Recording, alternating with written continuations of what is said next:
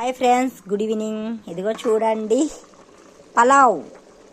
పలావ్ అయితే చేస్తున్నా. చెప్పాగా చికెన్ పలావ్ అని. ఇదిగో చికెన్ అయితే ఎమ్మీగా రెడీ అయిపోయింది. చూస్తుంటేనే నాకైతే నీళ్ళు ఊరిపోతున్నాయి, ఎప్పుడెప్పుడు తిందామా అని. ఎందుకంటే నాకు చికెన్ అంటే చాలా ఇష్టము.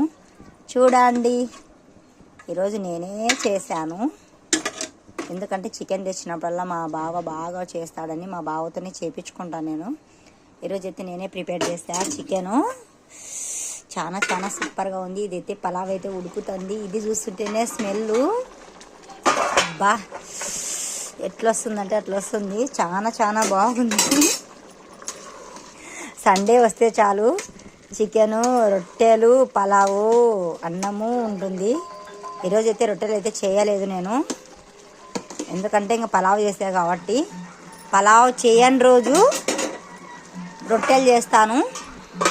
ఇప్పుడు ఇది అయిపోతుంది. ఇంకా బాయ్ ఫ్రెండ్స్.